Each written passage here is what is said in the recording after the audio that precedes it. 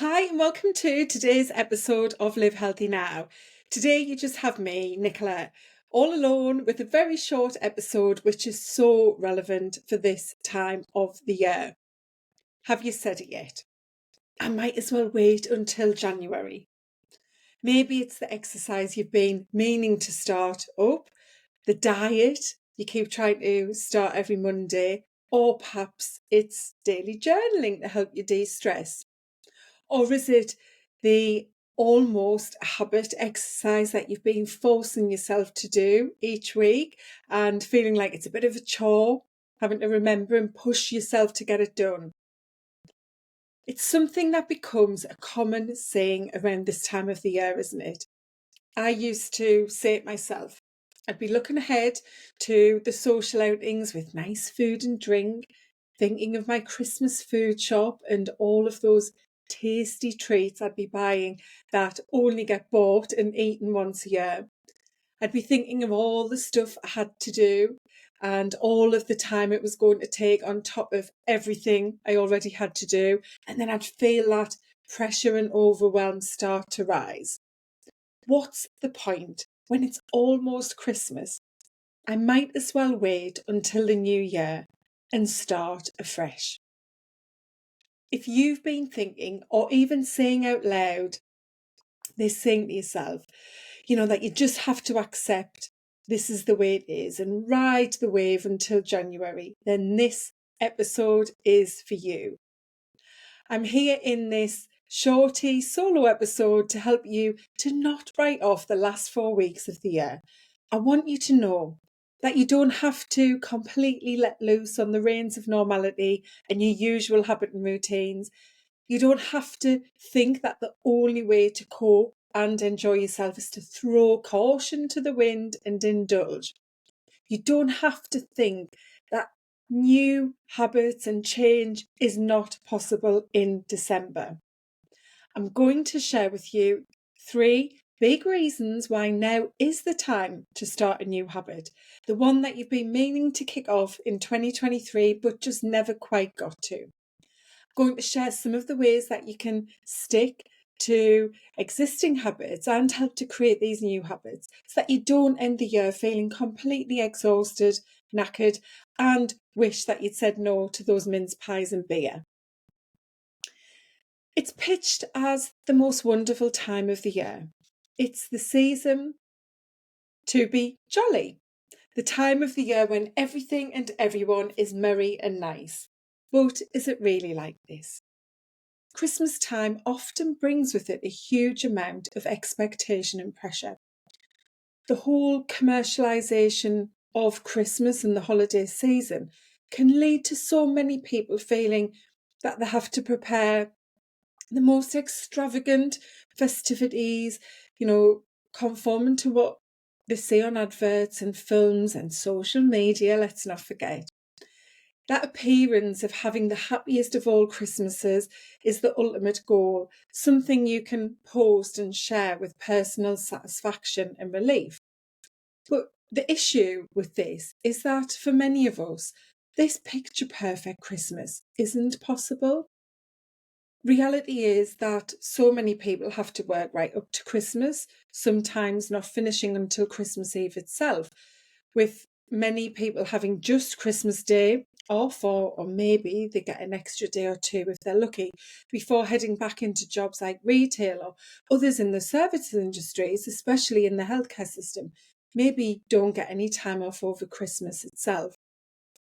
All of this can put so much pressure on you when you already have pressure to work, to look after your home, perhaps kids, maybe you're running a business, and the extra pressure of trying to create a perfect Christmas can just make it too much. It puts so much onto your already very full plate. If it's not work piling up, maybe it's family, it could be relationships, money, or other challenges that you have in your life right now. There's so much, obviously, in the news about the added pressure of the cost of living crisis on finances, which are leading to people seeking more borrowing and pushing themselves beyond their financial means. Maybe it's The fact that your kids are hyper and they're so excited and there's just so many different events to go to with them. Or perhaps your kids are older and it means this Christmas is different because they're no longer living at home full time and it's left you feeling a bit empty and lost. All of these different pressures, thoughts, and emotions that can come up at this time of the year mean that for many of us, it's a time when we are disrupted. Our usual habits and routines fall by the wayside. We think that it is impossible to change and start to bring in new habits. And we also think that it's just not possible to take care of ourselves because we have so much to add onto our very long to-do list. So, the first reason that I want to give you for starting to make a change to your health now, rather than waiting until January, is this. I want you to think about whether you're simply falling into the trap of tradition, as in thinking because this is how it always is at this time of the year, then it just has to be this way. Does it always have to be so frantic, hectic, full on, busy, disruptive? Is this really true? And what if the opposite were true? What would that enable you to do differently and perhaps feel more relaxed and calm instead? I want you to challenge your beliefs around what this time of the year is about and make a choice to change it this year. I want you to think about how you can enjoy it more by taking that step forward to take better care of yourself in whatever way you've wanted to but kept putting off. So this first reason is to make a change now, to make the holiday season one that you've chosen it to be like, rather than simply going along with it because that's how it's always been and you've become conditioned to think this is the only way that it can be. The second reason is that you have 4 weeks of 2024, maybe less depending on when you're listening to the episode. However many days you've got remaining in 2023, they are days that are yours, days that you are here, alive, with opportunity to make them however you want them to be. You will not get these days back. They all count and contribute to the way you want to feel. So make these days ones that you're getting in control of and being intentional about, rather than just writing them off because next year is just around the corner. Now, I focus on helping you to achieve your goals by taking small steps. And these steps, I can guarantee you, are smaller than what you think they are. I see this every time I work with clients and go out doing the corporate workshops. The steps that people suggest they're going to take are huge. So, for example, maybe they want to get healthy, and so they say, right, the first step is I'm going to go to the gym 3 times a week. Now, that's huge. It's about taking small steps towards your goal because this is how habits are formed. So the steps are really small. That gym 3 times a week is probably the goal itself. That getting healthy is the big blue sky goal.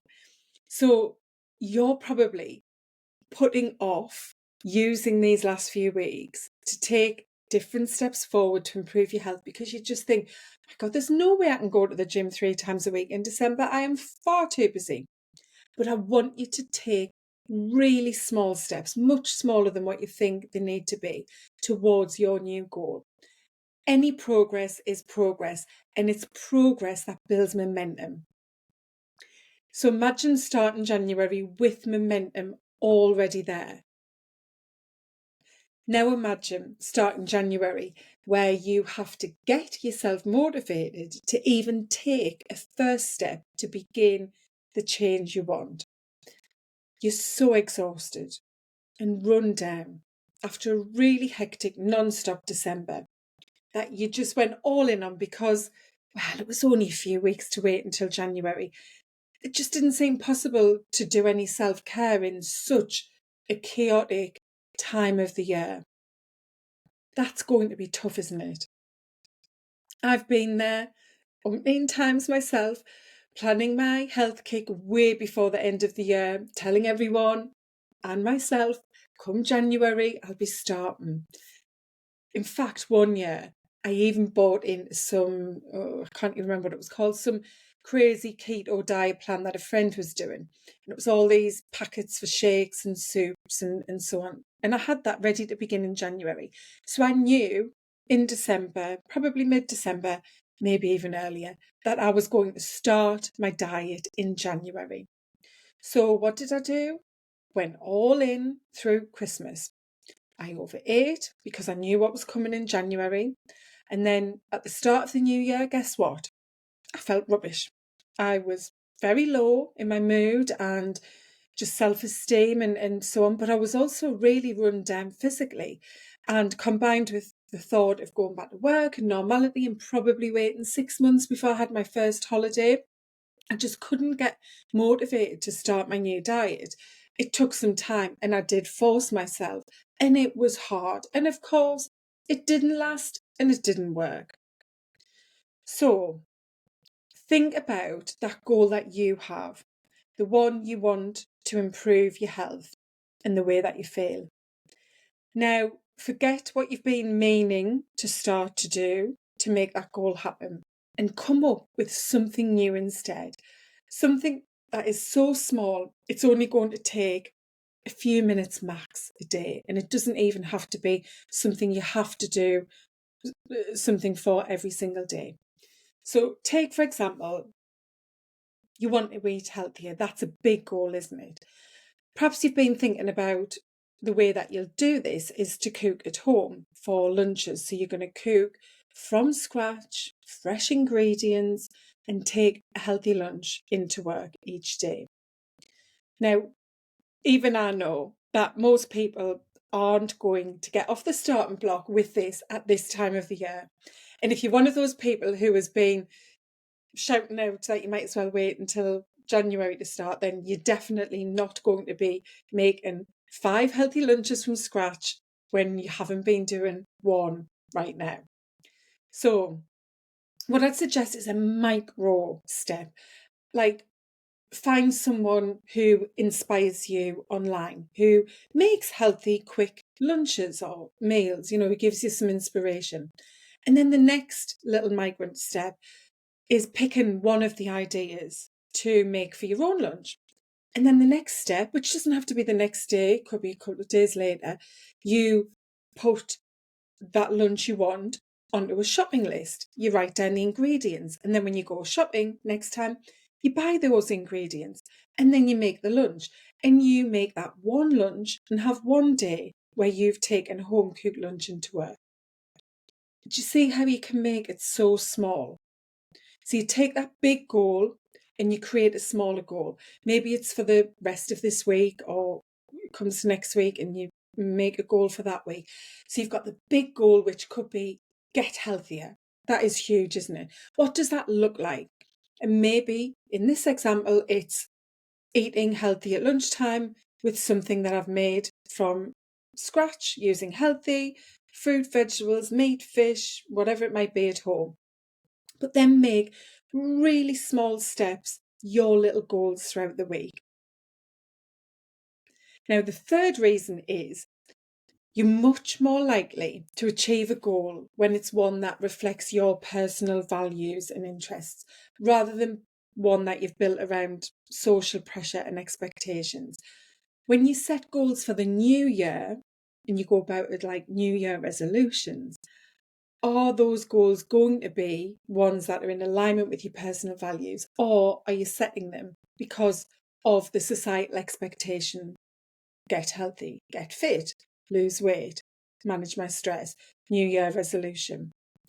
So when you decide to start now instead of waiting until January the 1st, that's another way to make sure that it's about you. It's screaming out, this matters to me, rather than what might happen in January when it's, oh, I'm just doing this because I'm meant to start out with the new year and resolutions and change, and everyone else is doing that, so I have to do that. And you're not really committed to it. And if you've listened to other episodes in the podcast or follow me on social media, you know that why is the first step in my well framework that I use, which is all about really tapping into why this change and this goal that you have matters to you. And that is what gives you the momentum. So when you're setting a goal now and starting it now because you know you really want it, it's going to be coming from that place of clarity about why it matters to you, rather than just get sucked into the whole new year, new me, ethos and outlook and set resolutions. Oh, where am I at by the 15th of January? Oh, I forgot about them actually, and I can't be bothered with them anymore. Starting now is going to empower you to take action now. And I'll even let you be smug about it with your friends when you tell them that you've got off the starting block and you've took a decision and taken action towards making your goal a reality. Just remember, it's about getting off the starting block and knowing that you've made some progress. It honestly doesn't matter how small the progress is, it's still progress. And then you'll see and believe in the possibility of achieving what it is you want. That's what progress does to you and your mindset. So this Christmas, let's quit with the new year, new you mindset and approach and make now about you. Help yourself to feel strong and well now by taking steps to better care for yourself and show yourself that you matter. Now, I've got a fourth and big bonus reason why now is the time to get going with your new healthy habit, so that you're going to feel better. When you feel better and you are healthier, then guess what? You're going to enjoy the holiday, Christmas, festive season so much more. And isn't that what it's all about? Joy, happiness, fulfillment, and being the you that you want to be so that you can enjoy it. Maybe you're nodding along right now. Okay, are you feeling inspired, thinking, yes, that's it, I'm going to stop procrastinating and putting it off, I'm going to get going? If you are, this is amazing. And I encourage you to get going with one of those micro steps really quickly on the back of listening to this episode.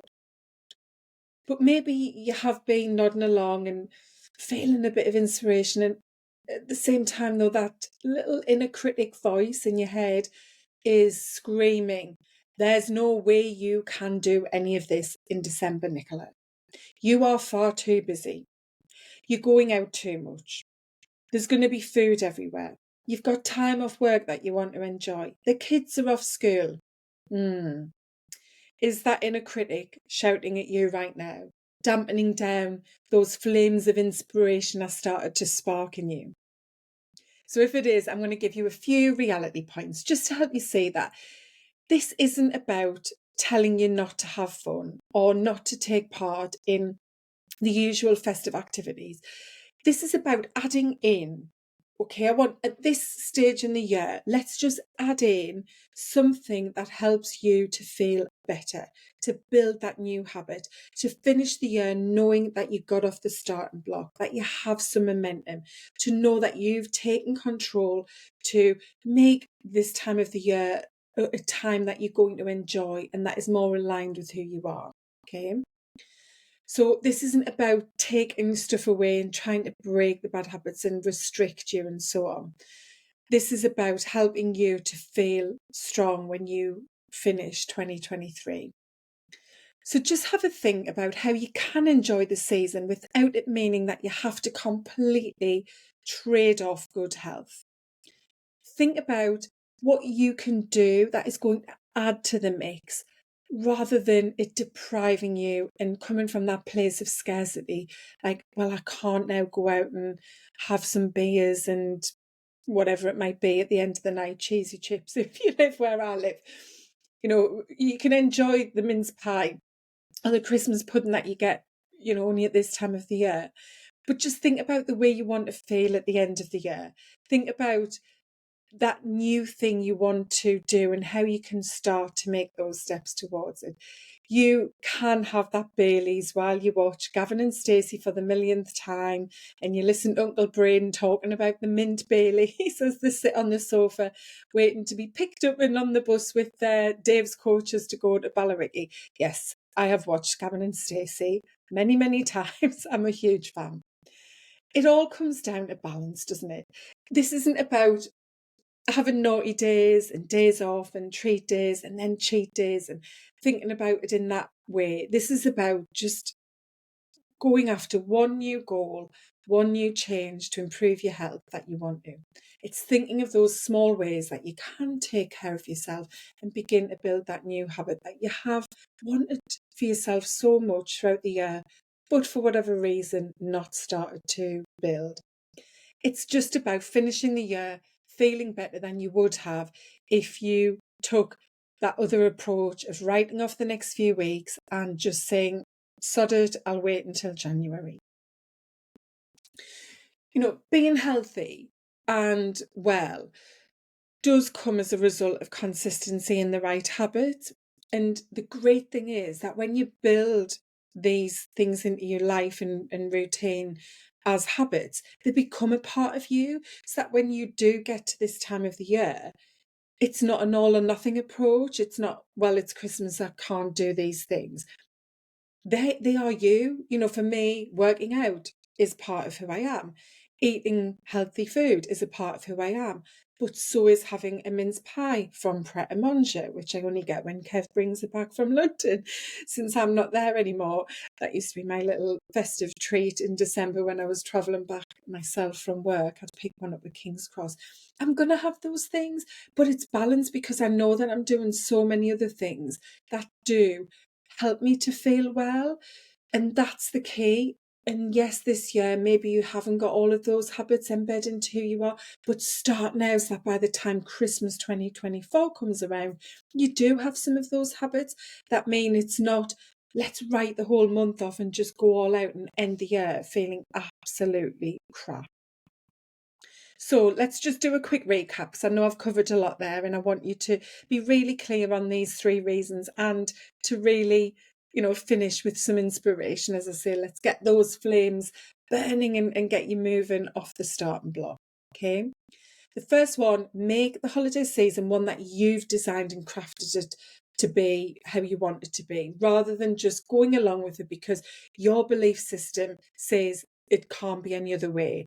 I've conditioned myself to think it has to be stressful, chaotic, overwhelming, frantic, and in all honesty, out of control. You can make Christmas the way that you want it to be, the way you want it to work for you, and that will help you to end the year strong. So that's reason 1. The second is start January with momentum. Get smug. Go into the new year knowing that you already are off the starting block and you've got that snowball effect in motion already. The third reason is make now about you, and know that by taking action on a goal that is yours because you want it, because it's part of who you are and your values, you're giving yourself such a better chance of achieving it. Take that action now. Don't fall into that January New Year resolution, new year, new you ethos, philosophy, approach. And the bonus one is that you're going to get to enjoy the festivities and end the year feeling so much better because you have taken those new small steps to start building better health. So I want you to enjoy the next few weeks. Do not write it off. Do not write yourself off. Make the most of all of those special events and time that you have with family or friends, and keep checking in with yourself. Come back regularly to say to yourself, am I taking the action I plan to take? And if you aren't, why not? And what can you do that day to change that, to just take one of those small micro steps? Keep asking yourself if you are taking those steps towards your goal. And if you are, reward yourself. And I don't mean with another glass of Baileys.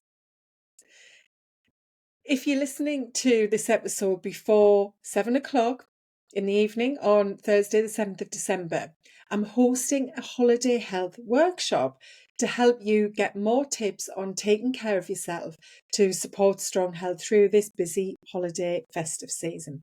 It's just £10 to join, with an option to upgrade to have a one-to-one session with me in January. That total is £100 for the workshop and the 1 hour one-to-one coaching session. So that could be a great way to kickstart your new year with energy, focus, especially because you've already started to build that new habit this month. So if you'd like to join, I'll pop the link in the show notes. It's online, lifenowcoaching.uk/holiday health. That's all one word. lifenowcoaching.uk/holiday health to secure your place. You can book right up until just before 7 o'clock on Thursday, and I would love to see you there. We're going to have some fun. We're going to go through my top 12 tips for staying healthy this Christmas, and at the end I've got a bonus session. It'll be for about an hour, the workshop, and then you're more than welcome to stay on for hot seat Q&A to ask any questions, get any support that you need as you navigate the festive holiday season and go into the brand new year 2024. So I'd love to see you there. Bring a friend, share it, and let's have some festive fun and just get really clear on how we can enjoy the season without denying ourselves the things that we really do enjoy about this time, very special time of the year. So thank you for joining me. I hope you've enjoyed this episode, and we'll be back next week with a new guest episode. Bye for now.